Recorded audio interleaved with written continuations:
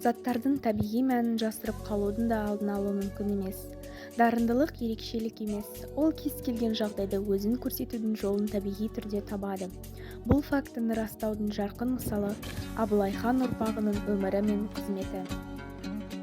Шоқан Шыңғысұлы Уәлиханов, қазақтың ұлы шығыстанушы, тарихшы, этнограф, географ, фольклортанушы, аудармашы, журналист, саяхатшы. Ол 1835 жылы Қостанай маңындағы Құсмұрын бекінісінде дүниеге келген. Шоқанның балалық шағы Сырымбеттегі әжесі Айғанымның үйінде өткен. Ол 4 жасында кішкентай кезінен оқуды білген.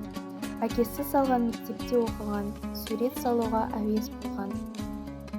Оның дамуында, тәрбиесінде, дүниетанымында туған өлкенің тарихы, қазақ халқының салт дәстүрі, шығармашылығы алатын орны ерекше.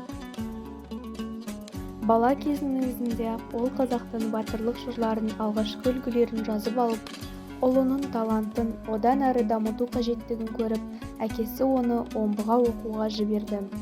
Шоқан кадет корпусына қабылдаған жерде, бірақ сонда да бұрын бейтаныс орыс тілін таңғажайып тез меңгеріп таң қаларлық нәтиже көрсетті. Құрдастарынан оқ бойы озық болып, сол кездегі омбыдан табылған ғылыми материалдардың барлығын зерделей отырып, оның суретке деген балалық құмарлықтары, сәулет ескерткіштерінің сызбалары мен эскиздерін кәсіби түрде салуға ұласты.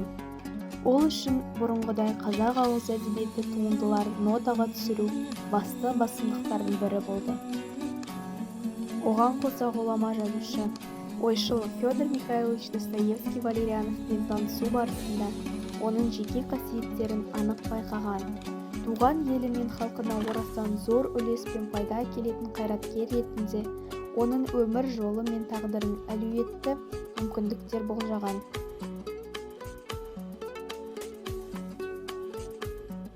Уәлихановтың көптеген саяхаттар мен ғылыми экспедициялар кезінде құрастырылған еңбектері ғылыми әлемге туған өлкемізге жаңа көзқарас ашты.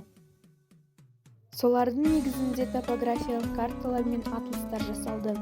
Ғылыми әлемнің осында ерте танылуы, ғылыми қоғамдастықтарға құрметті мүше болуы, беделді тұлғалармен жеке танысуы, сыйлықтары мен марапаттары, қоғамдық өмірі және басқа да игіліктер оның басты тілегін және ынтасын кеміткен жоқ. Отанына, өз халқына қызмет етуге шақыру. Ханның қанына генетикалық жады мен ішкі парыз сезімі Шоқанның жан дүниесінде тыныс қалдырған жоқ. Дүние жүзінде отанның тағдырын ойлаған Уәлиханов өзінің негізгі патриоттық идеясына адал болуға тырысты. Ары қарай алдарыңызда Шоқан Уәлихановтың құрметіне аталып қойылған мектептер мен ескерткіштер.